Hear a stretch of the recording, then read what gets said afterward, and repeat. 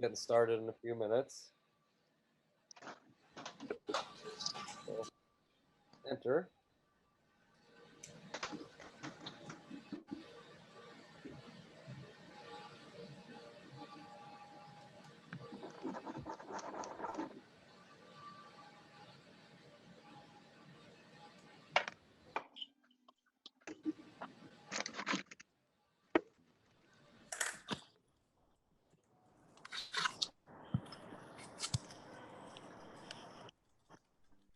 Welcome everybody. Say it again for those of you who aren't here. We're going to get started in a couple minutes. Welcome to Public Advocate Forum.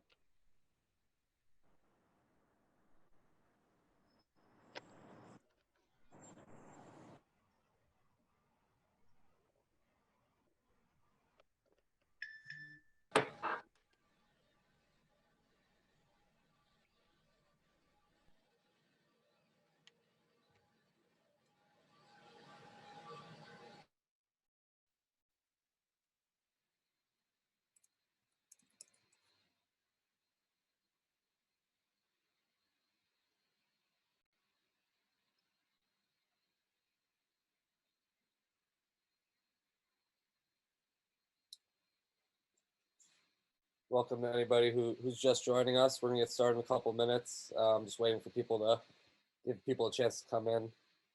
Another couple minutes.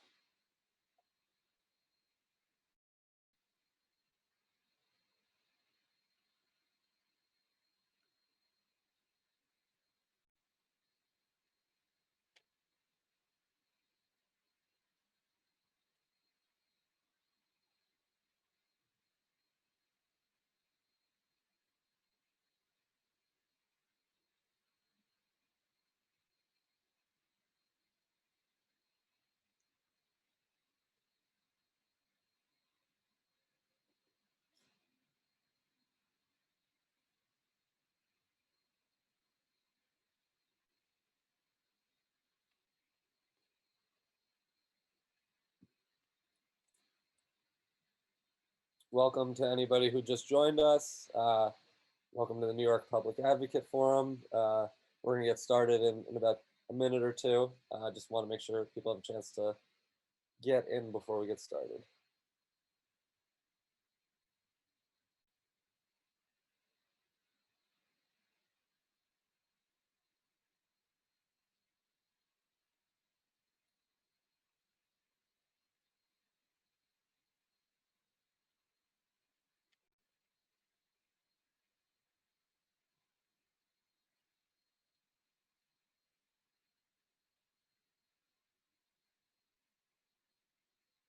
All right, it looks like most people are here, so I'm gonna kick this off. Again, welcome to everybody to the Downtown Democratic Candidate Forum for New York City Public Advocate. We're thrilled to have everybody here and to get a chance to speak with the candidates and get to know them a little better. Thank you to the candidates for joining us today and being a part of this. Personally, I feel like it's a very important part of the political process for all of you to have a chance to hear from the candidates running for public advocate today. I'd just like to begin by thanking and introducing our co-sponsors for the event. I'm Cameron Kraus, along with Mar Fitzgerald. We're co-presidents of the Village Independent Democrats. I'll go down the list.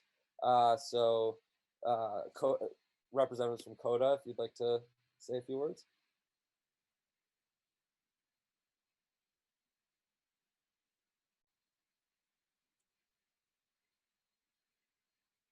Or Jamie and Tatiana on? Sorry.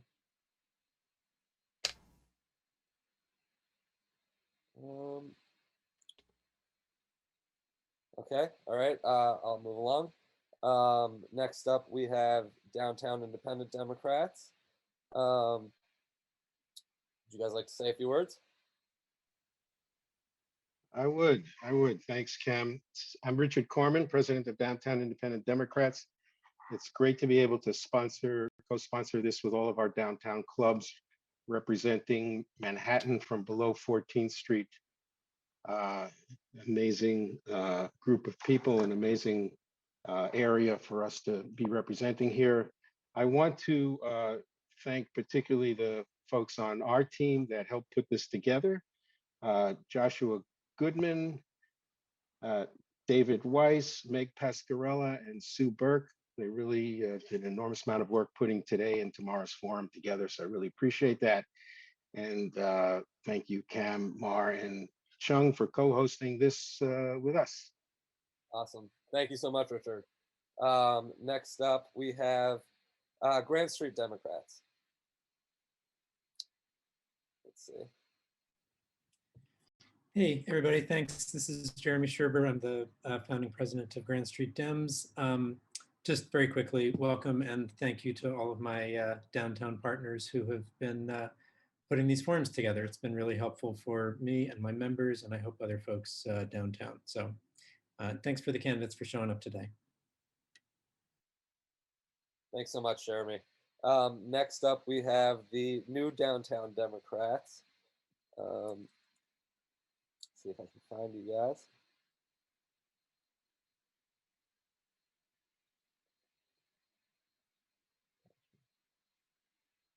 Sorry, there's a lot of people on. I'm just trying to find the correct people to unmute. Patrick and Michael.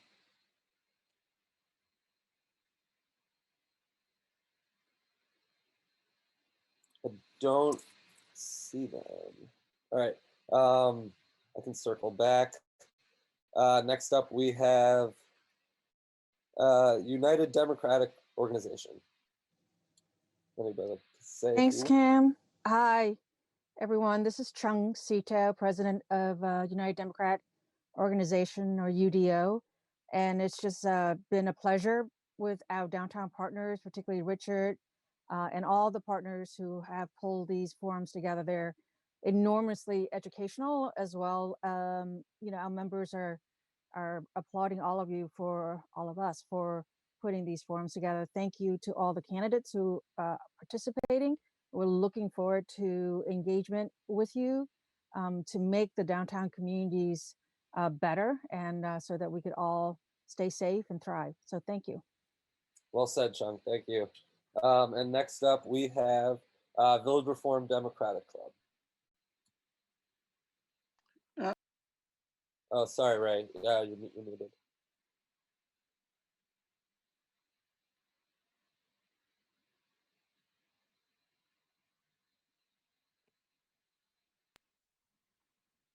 I think we're on now. Yes, you're good. Okay, I want to thank everybody who made this possible. This is one of those campaigns where it's kind of hard to pull off because it's overshadowed by so many of the other people running for office. So I want to thank everyone who's taking away their time on Saturday to be here, and hopefully we'll all have a healthy year. Have a good day. Thanks so much. And I echo what everyone said. Thank you to everybody that helped put this together. I have a feeling this is going to be a great forum. Just a few things at the top so that everyone's aware we are recording this. So just make sure if you don't want to be recorded, you can turn your camera off and mic off, or you can leave if you feel that too uncomfortable. But this is being recorded, just so everyone knows. We ask that in order to ask questions, you use the hand raise button. For some people, it can be found under the participants tab, though we're seeing that for others, it might be under the reactions tab. So in one of those two places, you'll be able to see the option to raise your hand. It's just too many people to keep track of people physically raising your hand. So we ask that you please use that button. In between candidates, we'll lower all the hands so the list will reset for the next candidate. We're going to give candidates 5 minutes to talk, and then we're going to do another 15 minutes for question and answer. Questions will have a 45-second time limit, and answers will have a 2-minute time limit. We'll try to be as fair as possible, but please do your best to keep it to 45 seconds. And to the candidates, please do your best to keep it to 2 minutes. And with that, I'd like to introduce Tony Herbert.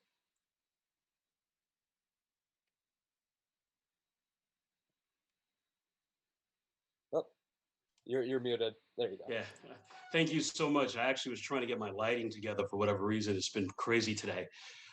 Thank you all so much for this opportunity to introduce myself. I'm community advocate Tony Herbert. I wasn't born with that name. I just happened to come across it when I thought that I needed to make a commitment into my community to help change things that were happening here in New York. Just some simple background. I'm a former staffer to Congressman Ed Towns. I worked in the city council. I worked in the state senate. I was in charge of all of the state outreach around the entire reapportionment task force for the census, and had created such an opportunity to really get to see a lot of what's happening in and around New York. I'm born and raised in Brooklyn. For the most part, I'm a twin of my twin brother's a knucklehead, but still love him to death. And I have two other siblings. And on top of that, I'm a father of four, and I'm grateful for my kids who do a great work as well. They follow in their dad's footsteps. And I'm recently married. Well, I'm celebrating a year now, so thank God that went really quick. Outside of that, I'm a part of a number of organizations and community boards that basically are about advocacy. I work with the USTEP USA, which is a national youth organization. I've been with them for about 20 years. And that's only because of where I come from, working as a youth in this city under the premise of the International Association of Lions Clubs. I was in their youth division, the Leo Club, for a number of years. And that's when I learned to actually get myself fully engaged in community work. Now that doesn't start without the fact that I've had some adversity in life. Prior to getting ready to graduate from high school, my family and I suffered some serious setbacks due to gentrification. We were actually forced out of the apartment we lived in, and my mom had to make a decision. My mother, who worked in the public school system for about 30 years as a school aide, was a fighter. And I think I get a lot of my energy from her because she never gave up on us. And we were afforded the opportunity to make a decision. And that decision was either go into shelter, live on the street, or find somewhere else to live. And mom just didn't have it financially for us to get another apartment. So she had to come up with a quick decision. She moved us across the street into an abandoned building where we lived for about 8.5 months as squatters. And immediately upon my graduating high school, I was able to get a job through a mentor in the community that I had, and was afforded the opportunity to put my money with hers to move us up out of there. It was the onset of a conversation with the then senator who we went to for help. And that senator had no answers for us. And that in itself, created my concern about, if we have elected officials that can't help us, then why should they be in office?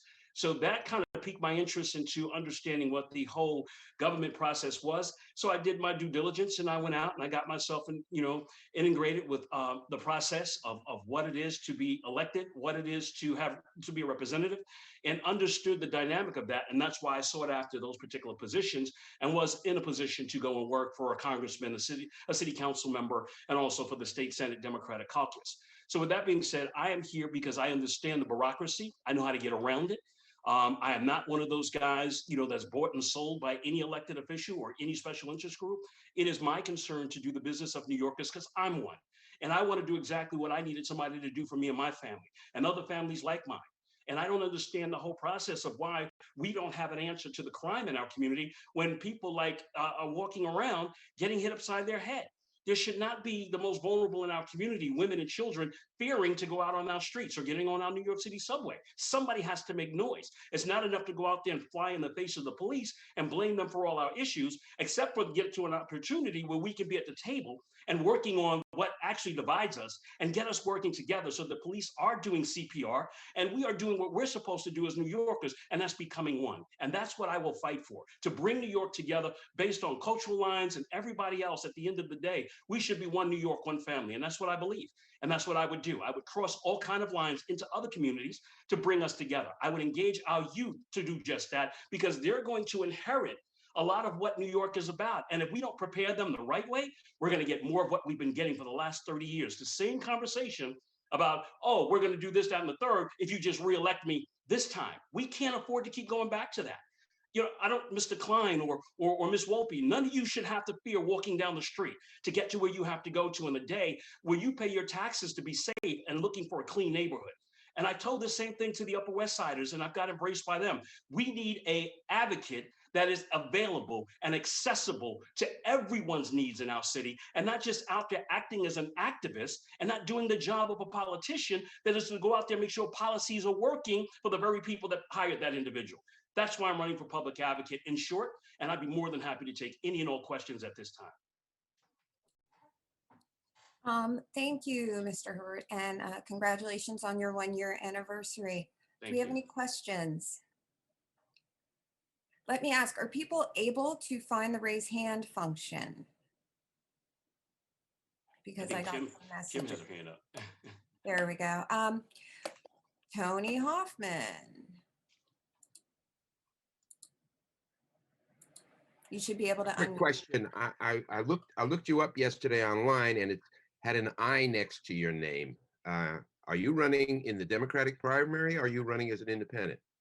You know, I don't know what the Board of Elections is doing. I think it's more shenanigans, but I am a Democrat registered. So we're going to rectify that before the deadline, because again, this is all the games of politics that's been played. And I put a book out about this craziness, if you get a chance to read it. It talks about all of the stuff that holds us back from actually wanting to run for office because of all the games being played. So I don't know what that's all about, but I'm going to get to the bottom of it. I am running as a Democrat. You will be running in the Democratic primary. Yes. Okay, thank you very much.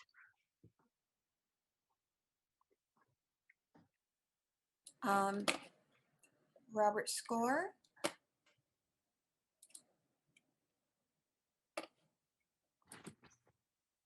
You should be able to unmute. Thank you. Excuse me. Thank you so much. And thank you, Mr. Herbert, for taking the time to be with all of us today. Thank you. I hope we're all safe and healthy and maintaining social distance and wearing face masks, etc. I am the recording corresponding secretary with Local 1 of the IATSE, which is the Stagehands Union. And this is a very particular question I have for you, and I hope you can respond. We are at this point about 90% unemployed due to COVID. We all know Broadway is shut down. The entertainment industry has been devastated. And I'm wondering, Mr. Herbert, in the role as public advocate, what can you do to revive the entertainment industry in New York City, which, as we also all know, is an enormous financial engine for New York City? I thank you for that question, and I preference it this way. I actually am a member of the New York City Hospitality Alliance, my organization I started, which is a chamber of commerce that works very closely with a lot of the nightlife industry, particularly nightclubs, restaurants, bars, and lounges. I come from the entertainment industry. I'm a former promoter, a party promoter, and I celebrate the fact that New York's nightlife has been hit. That we need, and should I say, celebrate the fact that we need to put energy into that, I should say, to revive it. When it's all said and done, New York is the reason why people come here, our nightlife. And at the end of the day, when I go to Broadway and I can't go see a play or something, it hurts my heart deeply. It hurted my heart that I couldn't go see the Rockefeller tree get lit, you know, in the proper time frame. So I would be an advocate that would sound his bullhorn extremely loud to ensure that they understand that New York's nightlife is the bloodline that creates the excitement for people to come here. So I'd be the first person on the front line standing with you and your union members to encourage our city council members and this mayor to identify, if we can find money for bus lanes, we can find money to keep our entertainment industry alive and vibrant. Thank you. Our next question is from Mariama James. Mariama, you should be able to unmute. And I love your name, by the way, because it's mine. That's so funny. Hi, thank you. I think I met your aunt the other day, by the way. Thank you for all of you for being here, but particularly you, Sarah, of course. My question is, to what extent do you think the NYPD needs to be reformed, or do they just need training in things such as that which you suggested, like CPR or whatever else? Well, first and foremost, as an African-American male raising young Black men in this society, I recognize, you know, and having had my issues in the past of being stopped and frisked, that first and foremost, the police department has to recognize it has a responsibility to show each and every one of us respect, courtesy, and professionalism. It is my position of late that I've always been able to get to the table and sit down and talk with the commanding officers of the various precincts, to talk with the brass at One Police Plaza.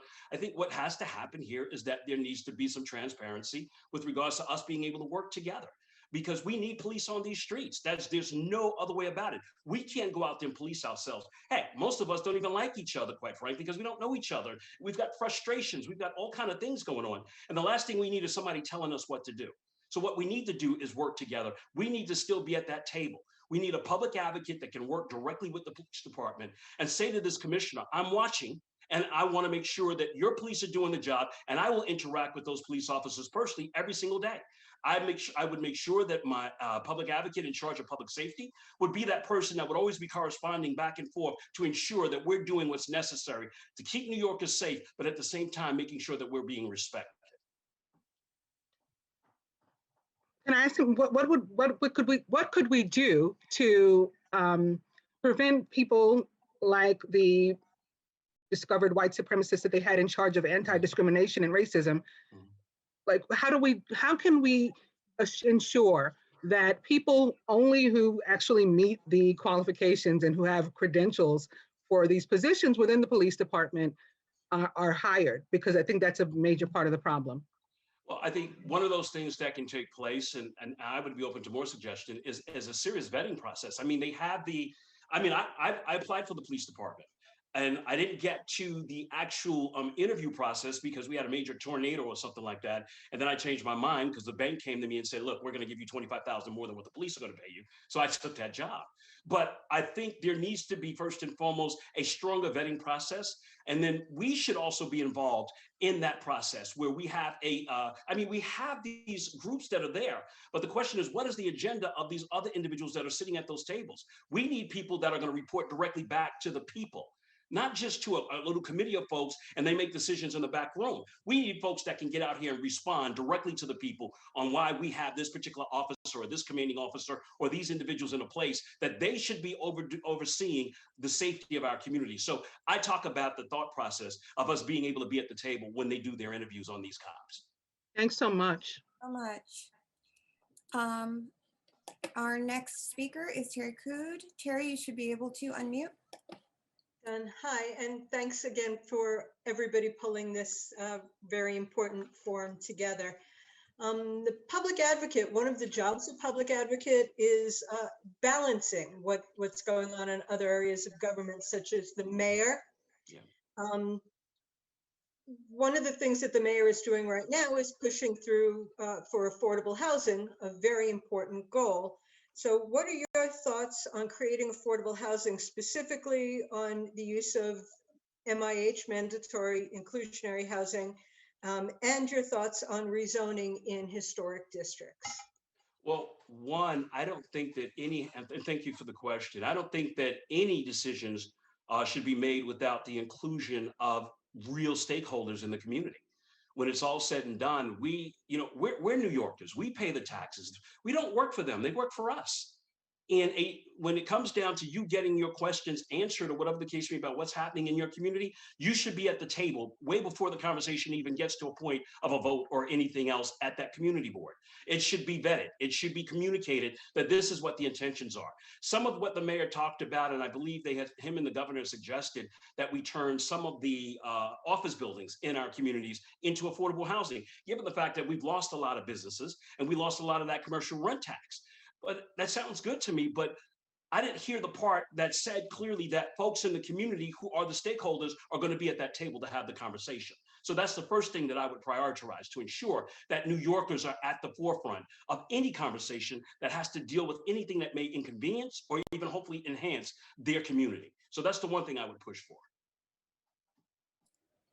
Thank you so much. Our next speaker or question asker is Jeremy Sherber. Hey, thanks, Mark. The public advocate has a pretty broad portfolio, but specifically the public advocate can introduce legislation in city council. I was wondering if there's any legislation you have in mind to introduce. Well, again, it comes down to, thank you, Jeremy, for that. It comes down to making sure that the community is informed. An informed community is a strong community, I believe. So the thought process is, and help me understand this too, because you guys you're out there, I'm out there, I've been out there for a while. When you go to a community board meeting, decisions are being made in these committees and they're brought before the board committee to make a decision on. The problem is that most people that are on these community boards, and I don't take away any of the good work that they do or their intention, but that information never trickles back to the community that a lot of these folks come from. So it's a problem for me to say that we don't get all the information that's necessary to allow us to be able to grow in our own community. So one of the things that I look to put forward is to mandate that a community board, if they're not already doing so, that they automatically post up the minutes from their particular meeting, because the conversation goes like this. You know, I hear people say, well, if you want to hear what's going on, come to the community board meeting. But hello, if there's 90,000 people in that district, 90,000 people are not going to fit in a room of 100 people.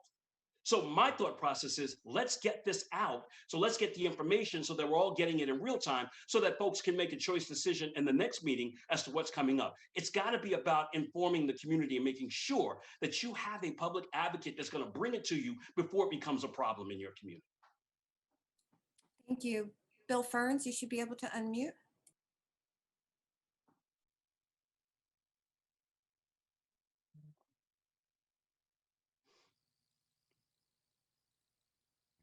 Can't hear him. We can't hear you.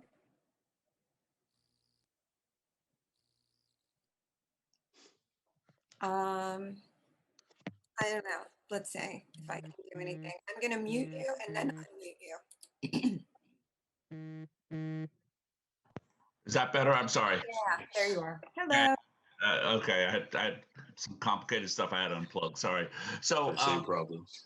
thank you for waiting for me. Quickly, my question is, the City Planning Commission has the public advocate appoints one. To the City Planning Commission, yes. What would be your ideal candidate?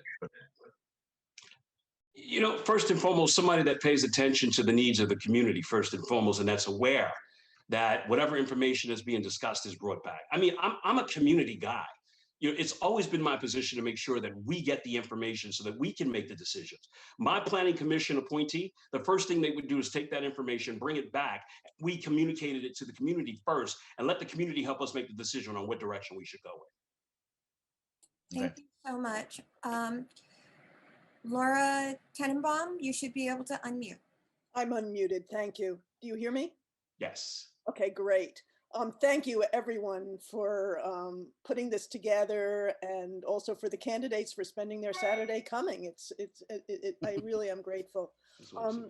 I have a question, Tony, about, you had mentioned that you have a background in nightlife, and nightlife issues have been really big downtown.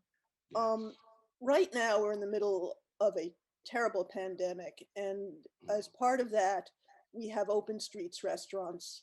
And there has been discussion about making that permanent.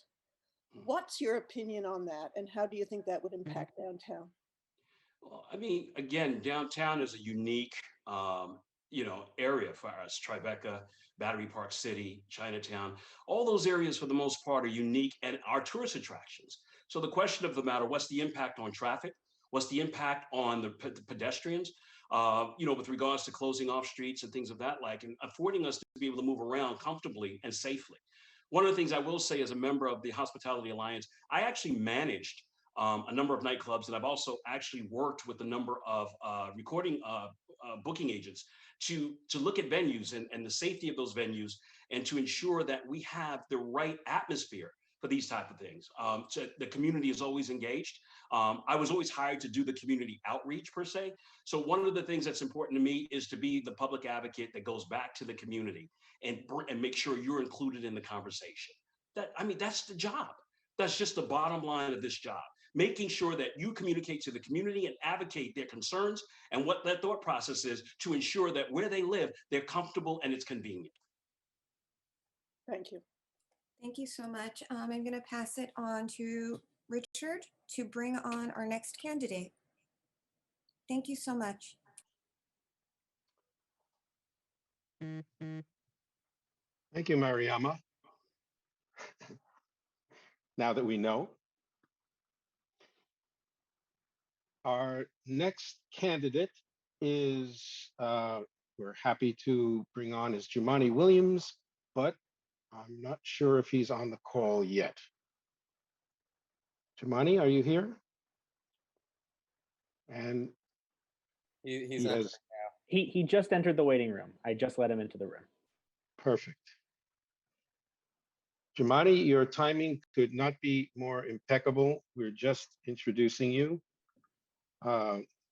Thank you for joining us on a Saturday. And as you can see, we have a great deal of interest in the public advocate position and in this forum. So welcome, and we ask you to introduce your thinking about this race and the public advocate role for 5 minutes. Oh, thank you so much. Peace and blessings to everyone. Can everyone hear me? Awesome. Yes. Thank you, Richard, for the introduction and all the work you're doing and all the work that all these clubs are doing. And true to who you are, I appreciate everyone combining and having one of these. So easy on it, candidates to come out. First, there's a couple of clubs that supported me in the LG race, which was a very difficult race. So I wanted to say thank you to them, and even more supported me during the public advocates race when there was a lot of relationships and other political dynamics that made it difficult. And for those who didn't, the one great thing about elections that people should always keep in mind, it gives you a great opportunity for new relationships and new ways to move forward. So I'm happy to be here with everybody to try to continue relationships, build and move forward in government. I am hoping to get reelected to serve my first term on the city council. I'm sorry, I'm public advocate. I've been on the city council for just about a decade now as public advocate. The roles, folks may know, it's basically 5 charter mandated roles. So you have legislative powers, you're an ombudsman, you go between the city people and the government, to charter cop, making sure agencies are doing their job. You have appointments to you vote on a pension board, and you make appointments to very important committees. This past almost 2 years now, I'm proud that we've passed more pieces of legislation in consultation with the city council. We have a great partnership than any other public advocate, which is exciting to us. We've reshaped what the office is focused on. The last public advocate, as you know, had a very big legal background, and I had a lot of focus on lawsuits and a lot of attorneys. I'm community organizer, so we've reshaped it into a big community organizing office. We have a great community engagement part of the office. Has 5 main DPAs and 5 issue areas. Really, we want to. I'll continue to push forward conversations as we move forward. Not going back to normal, because I don't think normal worked for a lot of people. Trying to build a better normal. I think you need to have a public advocate who really has the experience of not only speaking up and pushing back on power, but of actually getting results. And that's important as we try to get through this pandemic economically and around public safety, trying to reimagine what public safety is, so it's not inextricably linked with just policing. And those are heavy conversations, and we have to have people who can do it. And I'm looking forward to doing that with all the clubs here, while we keep our governments honest and as transparent as we possibly can. So thank you for the opportunity. I appreciate it.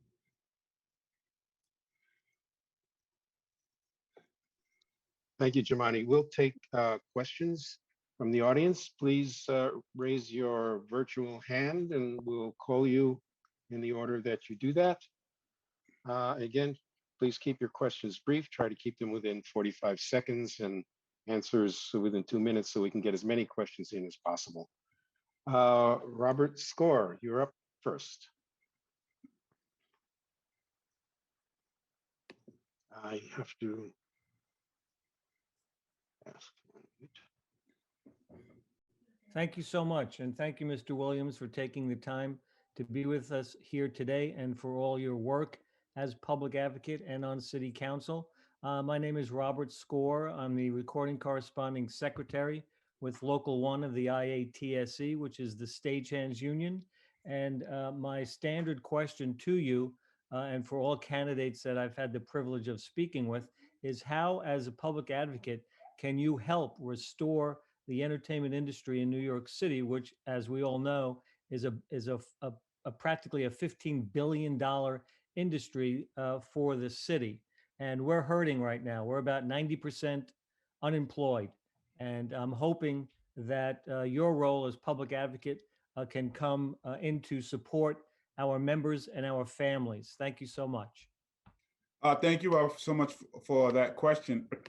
For those who don't know, my first love is actually acting. So many people may know I have Tourette's syndrome, but when I'm on stage, my tics go away.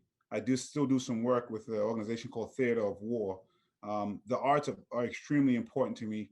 I think my mother used it to try to keep us two knucklehead children that she was raising by herself out of trouble.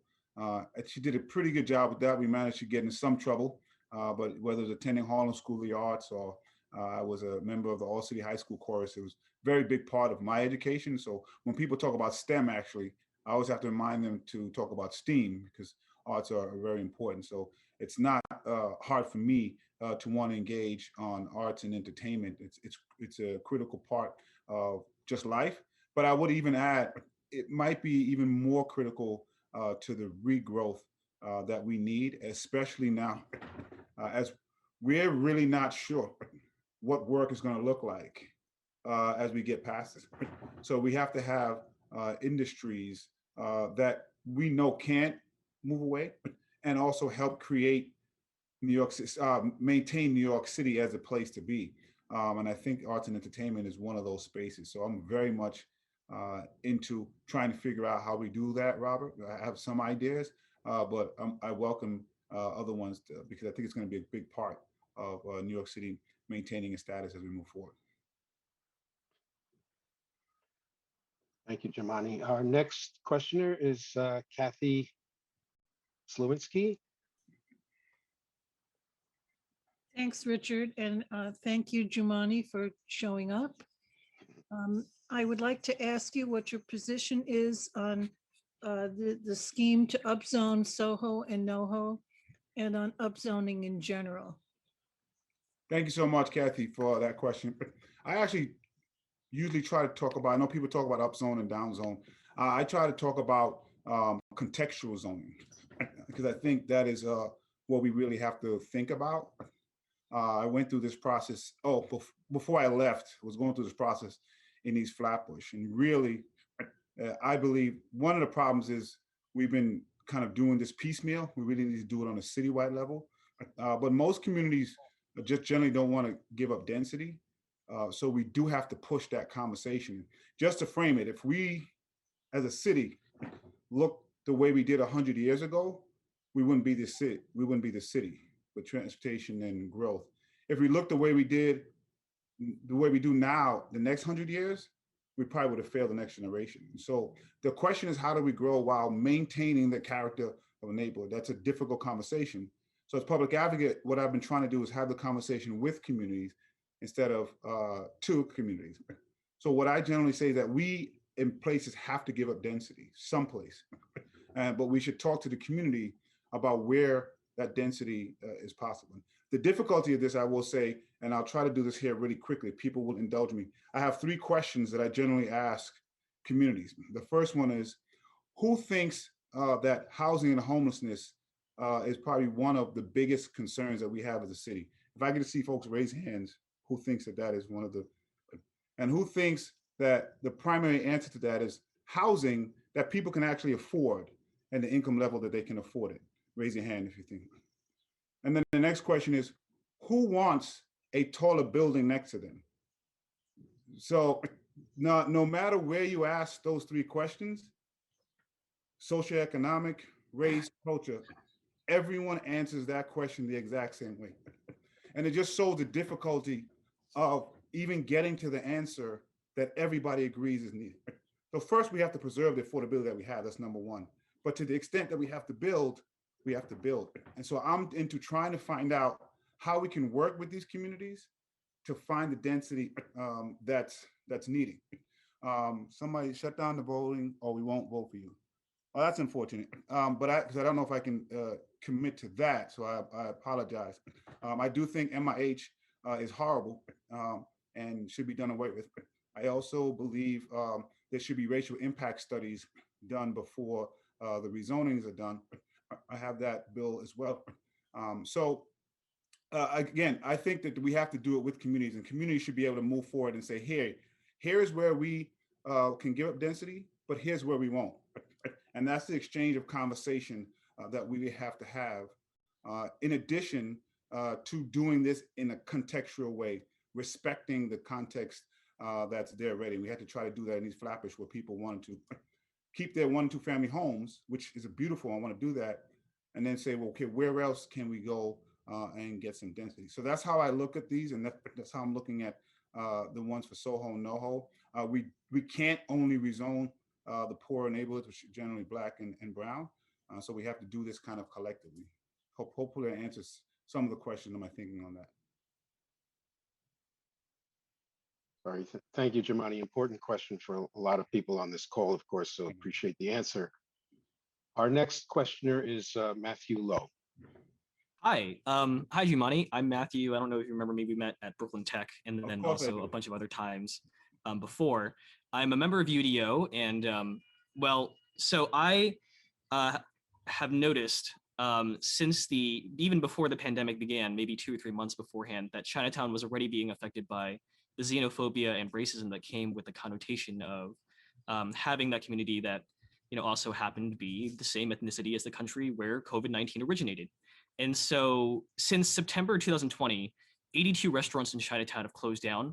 And at the same time, small businesses across the city are suffering from a lack of effective outreach and multilingual resources to assist small businesses in applying for relief. How do you seek to specifically support the needs of Asian American small businesses and communities in relation to this? Thanks so much for that question. Our small businesses have been walloped. I can never, even as I move forward, and I'm very progressive minded, can never under or overstate rather the impact of our economy and what we're dealing with right now. Small businesses is a huge part of that. For some reason, we always forget about small business. We start aiming for the big boys and girls, and we give all these tax breaks to the big ones to create jobs. And I've never understood why can't we give those same tax breaks to small businesses and also incentivize their job creation. So my hope is to push some of those type of things. And it's really important that we not be afraid to focus not only small business, but culturally and racially as well, because we're pretty good at describing the problem that way. We're not very good at describing the solutions that way. And so we know a space like Chinatown was hit not only by the way the pandemic hit everybody, but by the xenophobia that was attached to it. And so we have to have an answer for that. And so I don't mind focusing on a place like Chinatown that not only is, culturally significant, it's pretty iconic in the city and in the state. And we have to make sure that we're focused on these places the same way the problem was. And so I'm into that. I even have a few ideas again, but I'm always willing to work with the folks who are closest hit because they usually have the best solutions. Thank you. Our next questioner is Victoria. Hi, Unime. It's Victoria. It was me who said that we wouldn't vote. You know me. I think you remember me testifying about our lofts, where our landlord nearly killed us by hot wiring the buildings, masking themselves as a tenant, causing our ceilings to fall in, obstructing our secondary means of egress, and starting a fire at Smith and Mills. There are now 37 permits to repair our damage from the Greenwich Hotel that the city falsely claimed did not exist. Our lofts were the centerpiece of the $20 million Airbnb scheme. You can Google it, 385 Greenwich Airbnb. Unime, the reason that I said that we would not vote for you for the upzoning is, Unime, you and I both know that MIH doesn't work. We've gotten very few affordable units, and it's caused, first of all, major displacement. Half of Tribeca is now warehoused over the rezoning. Victoria, questions are limited to 45 seconds. So could you please state your question right now? So that our concern in Lower Manhattan is first and foremost protecting our historic districts. The second is that Tribeca and Soho were all lofts, and we support the entertainment industry.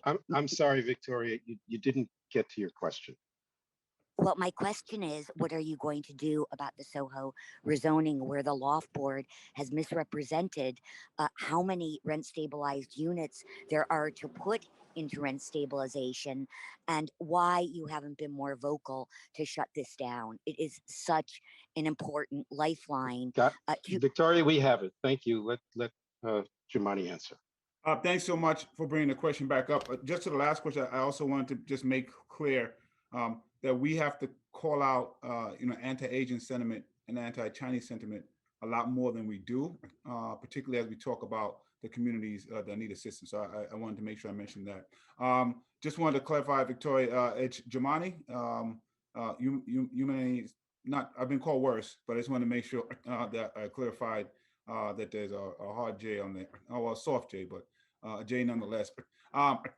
So I just want to be clear, MIH stinks, and I think we should do away with it. I was one of 5 electeds to vote against it. If the question is, does what's being proposed is the best, I want to look back into it and see if the plan makes sense and if what we're getting is worth it, and if we're doing it contextually. If the question is, would I not support anything? Then I can't answer that as a no. Like, I can't say I will not support anything because it just doesn't make any sense. So what needs to happen is we need to preserve the most that we can to keep the context of the neighborhood, and in exchange for that, find where we can give density.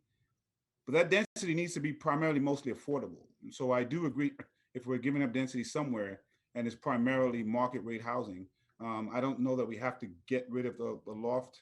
The lofts that are there to do this, and I don't agree with that either. So, I'm sorry if I can't answer the question exactly how you want. I would love to have your support and all the club support.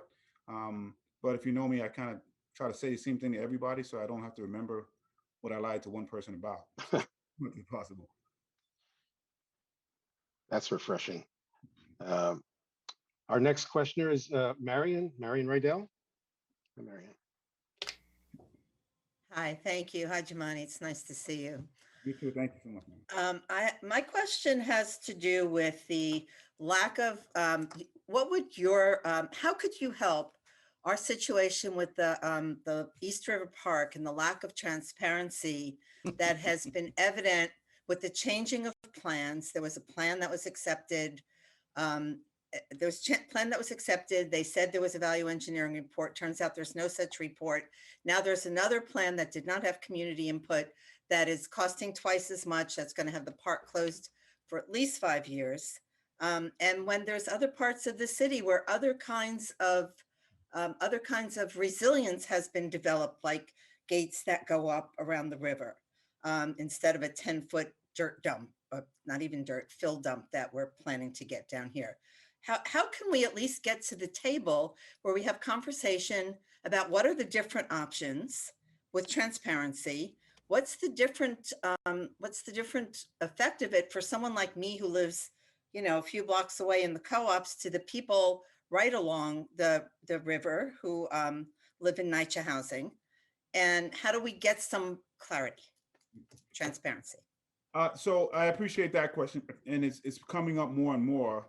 And when I actually have spoken to the council member there about the issues that I've been hearing, and I've heard some pretty good responses, but then I come back and I hear something else. And so maybe I can reach back out to the council member, and if there's folks who feel that they weren't on the table, maybe my office can try to make that connection, because generally it's stuff like this. Sometimes you ask one party one thing, you go back, by the time you come back, there's something else. So I think it'd be good to get everybody, this may have happened, but some of the folks who are most vocal are kind of in the same space, and just maybe have that conversation with everyone in the same space so we can all hear the same thing. Thank you. Our next question is from Joanna W.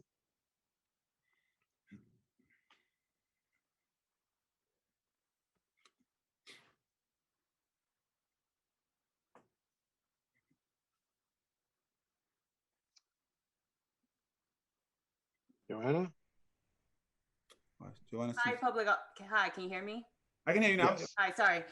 You recently introduced Intro 2121, which would impose penalties on Class A violations up to $500 plus $25 per day. This is the lowest level type of violation. It's like, a missing sign in the hallway.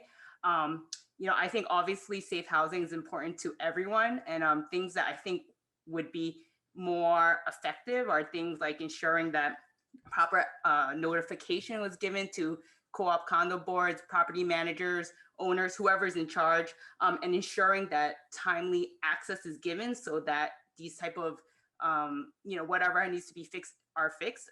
Would you be interested in proposing some sort of legislation like that would help ensure safe housing? I'm always interested just in every idea. We introduced a lot of pieces of legislation. My guess, without having it in front of me, is that one also increases B and C violations, which, as you know, are the worst.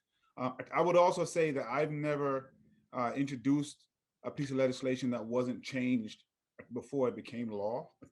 So to that extent, if and when it has a hearing, I'd be happy to listen, and I have always listened to input that we get from the public and make adjustments where possible. So you can either, reach out to the Director of Legislation, Casey Anderson, in my office to see if we have the ability to, if we are in agreement in what you're saying to introduce, or you can wait until there's a hearing and we can talk about it then as well. Yeah, I've been in contact with Casey, so I'll reach back out to her to continue that conversation. Thank you. No problem. Thank you. Jumani, thank you so much for joining us. Unfortunately, we're out of time. It looks like with all the questions ready to be asked, we could go on for quite a long time. So please, if you didn't get a chance to ask your question, put it in the chat or send it to one of your club reps, and we'll try to get answers back for you from Jumani. So thank you so much for joining us, Jumani. I don't know, is there like maybe a minute closing or something I can say? Yes, why don't you please take a minute? Thanks again. So, we've been focused on the campaign side, but on the government side, but we're really not taking this race for granted at all. So would really love to have the support of all the clubs here. It would mean a lot as we move forward toward a primary day. I did want to mention, I thought this would come up, but public safety is a very important topic. I thought it would come up with one of the conversations, and we have to have this conversation thoughtfully, but in earnest. Gun violence is going up in communities, and we can't ignore that. So we have to have a plan. I've been asking for a plan to happen the same way with the pandemic every day, to have the mayor and others talk about what's happening. And what we need to do is make sure that our police officers, who have an important job to do, is that they understand what it is, the job is, and what that role is inside of public safety. What has happened too often is we've equated it with public safety. And we know where communities that have access to quality jobs, access to quality healthcare, housing, school, look a lot different. That doesn't mean you have to excuse people. There's no excuse to be shooting people in the street. But we also know we have to get to the root causes of these issues while we're holding people accountable. And so we're trying to reframe, and people can go to my website and see the 10-point plan of reimagining public safety as the framework, and then figuring out, well, okay, here is what police officers' role is here. Because until we do that, we're going to keep having these circular arguments that I don't think are constructive. So I'd love one day to come back to talk to this group about how we can do that and how folks can help. Thank you so much. Peace and blessings. Thank you. Love to have support. Love and light to all. Thank you, Jumani. We appreciate that offer, and we'll definitely look to have that conversation with you. It's very important, as you say, to all of us. I'd like to introduce Chung Sito, who will introduce our next candidate.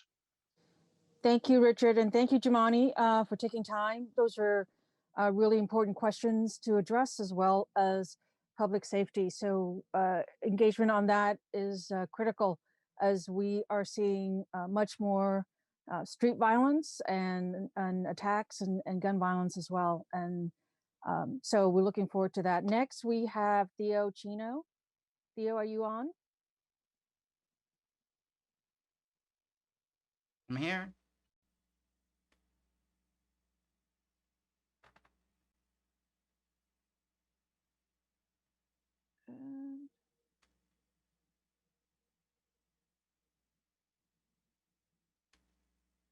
Hello?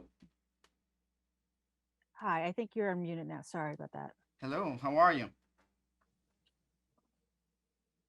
We're great. So we're here waiting for your comments. Well, my name is Tiochino. I will be very short. Thank you very much for all the Downtown Club to organize this. And I won't go over who I am because I had sent that about a year ago when I ran for the chair of the Democratic Party for the Manhattan Democrats.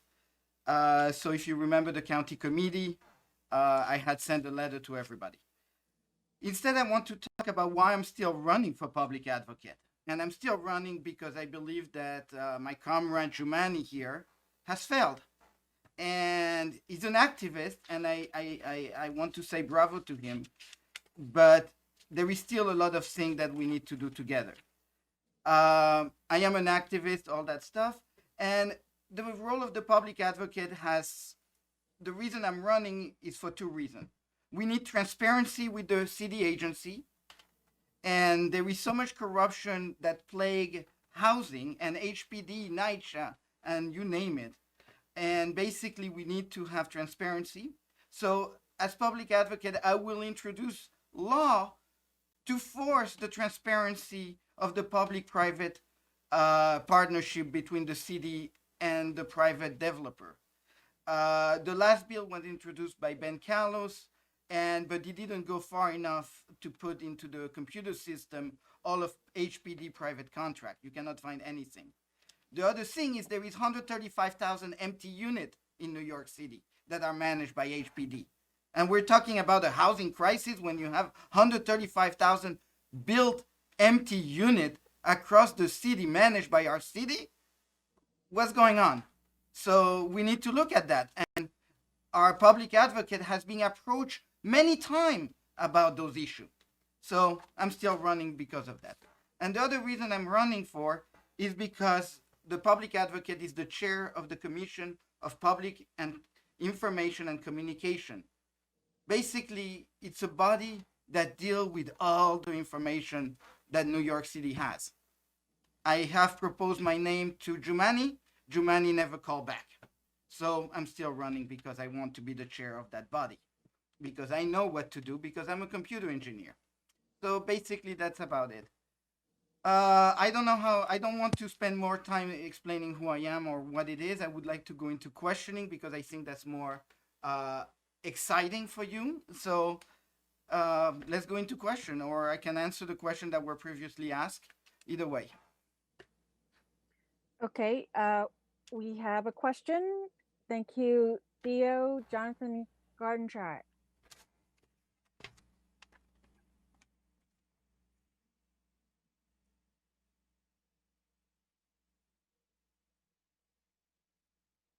Jonathan, I cannot hear you. Unmute. Sorry about that.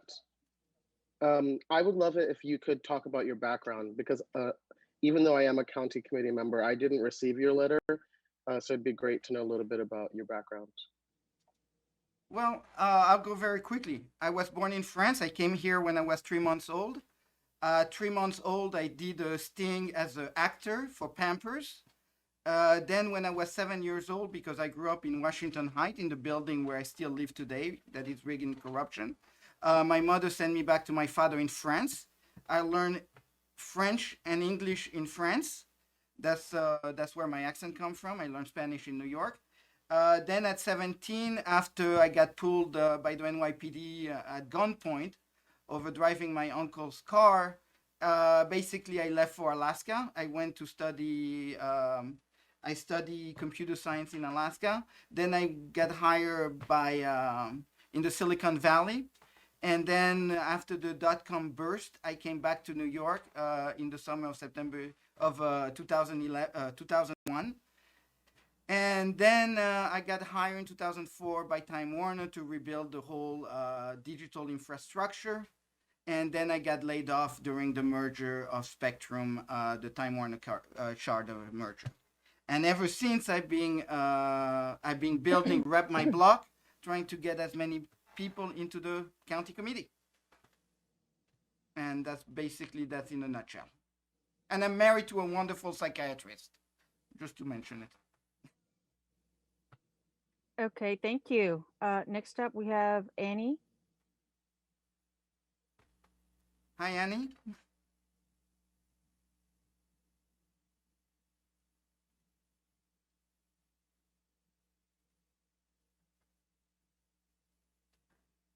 Hello.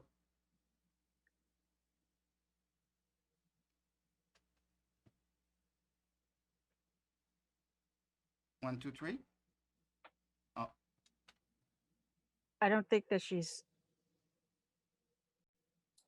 I've asked her to unmute. well, I have too, so I don't know that, No, I am being, hello, I'm trying again. Can you hear me? okay. Yes, we can I'm hear sorry. you. Yeah, I saw it flashing back and forth on mute, mute, mute, unmute several times. So apologize for that confusion. Theo, hello. And my question is regarding whether or not you think that Mayor de Blasio should be negotiating to procure hydropower from dams in Canada built on Indigenous lands. And what would you do as controller? I'm sorry, as public advocate regarding this matter? so Annie, I know you very well. Thanks for the question of Hydro-Québec. I have a somewhat a different of opinion, but I'm still Hydro-Québec. Basically, they build a dam in Canada to procure to basically do sustainable electricity for the city of New York and Boston and everything. I've been investigating the Hydro-Québec history, and I've been talking to some people who are socialists from France who do work for the Quebec government, and ask them what's the story behind it, because there is this story about the indigenous land, and that's something that that really drives me nuts when you do not take in consideration the community to build something. Whether it's here in New York or it's somewhere else in the world, we need to be mindful of how we affect the community locally. And Hydro-Québec is an example that through our electric wire, we are causing harm somewhere else. And all that because someone wants to make a buck. And so we need to look at that, and we need to look at those contracts. We need to look, and so as public advocate, I want to make everything that the city does transparent, where you don't have to go through a FOIL request, plus an Article 78, plus something else, and go broke just to get the data that you need to make a better city. So that's basically my answer. And I just want to recognize one thing about Annie is a friend of mine, and she's a housing victim, and she has been kicked out of a house in Lower Manhattan because of UHAB corruption. And Jumani has been aware of it, and he has done nothing. He has done nothing, and he actually put one of the perpetrator of the victim of Annie into the City Planning Commission. When he put Sia Weaver as a city planning commissioner, or he nominated her, basically he has slapped in the face all the HPD victims that are fighting for their houses. And I just will finish there. Sorry for that. Thank you. Okay, thank you for that. Jeremy?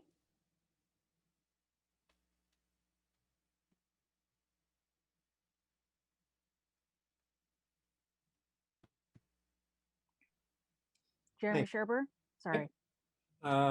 Sorry, I was just waiting for the unmute button. Theo, thanks for coming by today. As you know, the public advocate can introduce legislation in the city council. I'm wondering if there's any specific legislation you are planning to introduce if you become the public advocate. So the first legislation I would like to introduce as public advocate is basically an amendment to the Ben Kallos bill, who was an amendment to the Congressman Caroline Maloney bill when she was councilwoman. Basically, what she introduced was that the city contract should be accessible on a computer terminal and Ben Carlos said that the computer terminal should be accessible from the internet.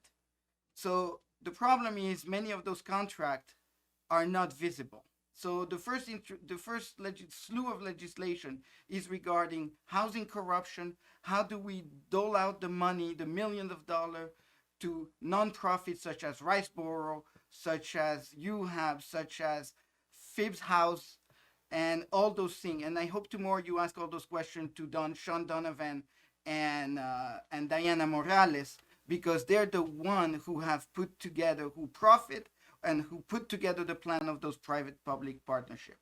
So I will put as much legislation in the council to get transparency done. Thank you for that. Next, we have Falon Dante Fitzpatrick.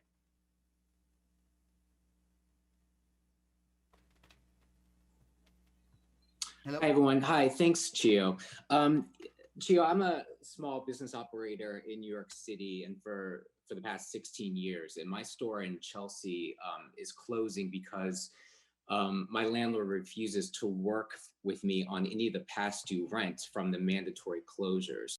What would you do to help small business owners now, not a year from now, like myself? So, I mean, for you as a small owner, I will say this. We need UBI, Universal Basic Income, so everybody can survive. The actors that are struggling, I mean, what are we going to do? Open the theater and they're going to perform in front of an empty stage where nobody pays a ticket? That's not how it works. So we need to help everybody, UBI number one. For the other thing is right now we need a complete freeze of everything that is rental, and we need to stop this thing of trying to find new business to replace existing business. So we need a complete freeze of everything. The third part for the future is we also need rent stabilization, universal rent stabilization for business and for people. And when I say that, I know that there is a lot of people who HDFC and Co-op that depend on the stability of the business revenue. And that's why they prefer to go with a big bank name, because they pay their bill at the end of the month. So small business, we need to revitalize small business. And like Jumani said, in a way, small business are the biggest creator of jobs. But jobs doesn't appear because the government said. Job appear because there is opportunity out there and there is a need. So you as a small business, I mean, I'm telling you, we need to freeze. We need to freeze the rent right now, try to keep you alive while your store is closed.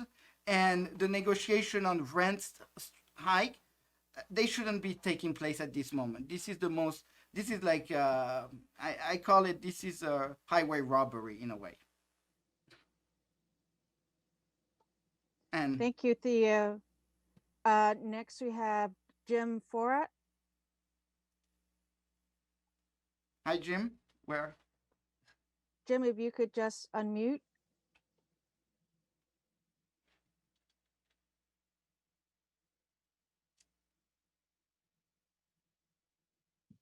Can you hear me? Yes. Yes. Yes, we can hear you, Jim.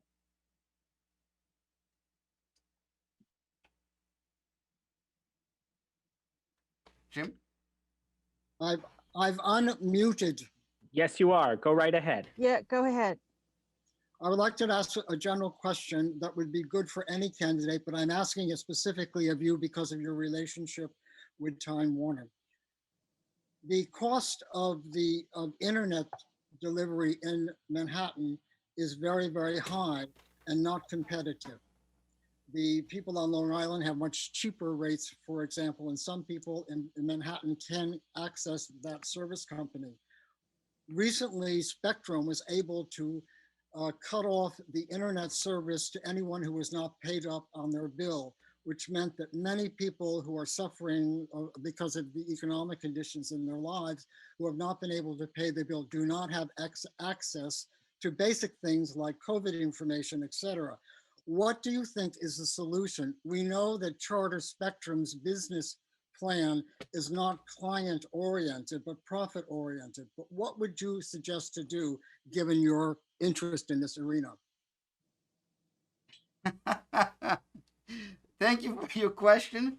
I'm a public internet kind of guy.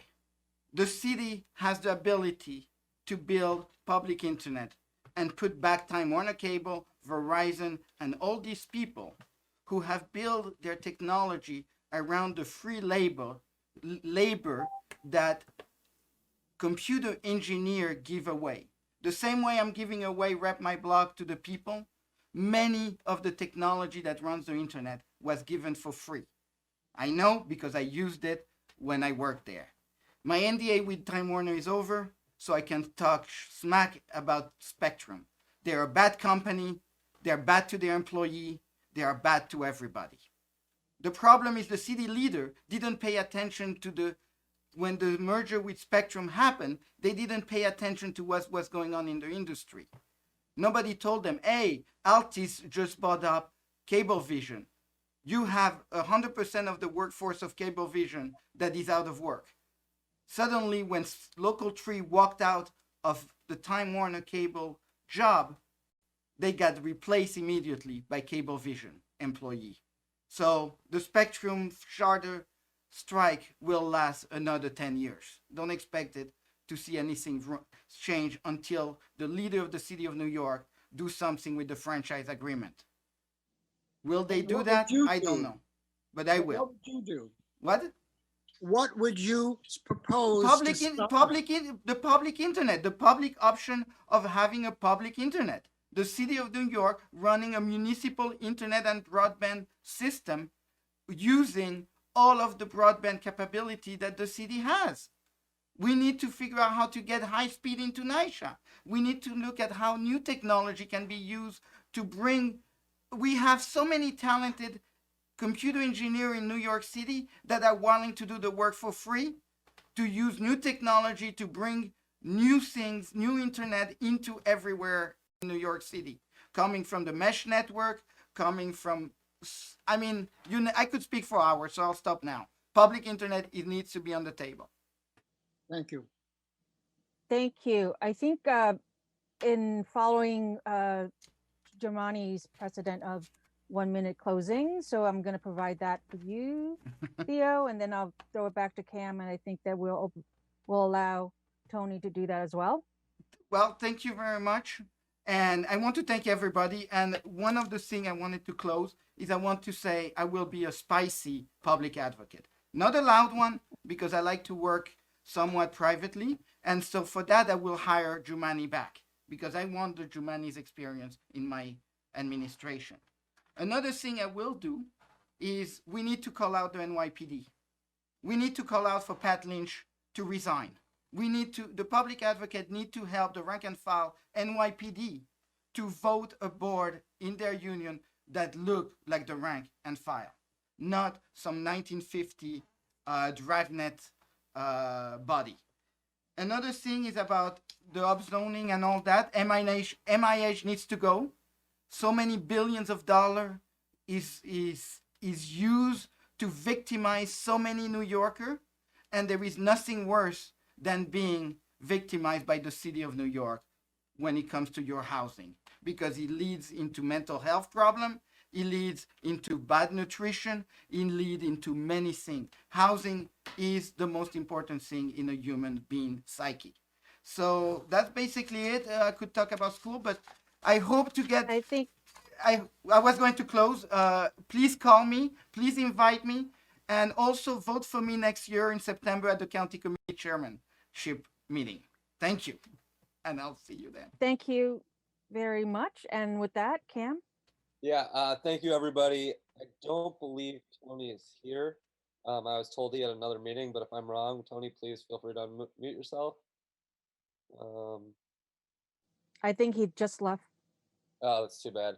Just so everyone knows, we hadn't planned closing statements in the beginning, so that sort of popped up with Jumani. We didn't intentionally bar anybody from giving a closing statement, and we were obviously hoping to remedy that with him speaking at the end, but unfortunately, he's no longer here. Thank you so much to our candidates for this incredibly informative forum for answering everybody's questions, and thank you to the participants who asked some phenomenal questions and really gave us a lot to think about for our endorsements. And thanks again to all the clubs and Chung and Richard for moderating with us. Yeah, and with that, I'll bid everybody adieu, unless any Richard or anybody else has anything they'd like to say. Oh, David, you had something to say.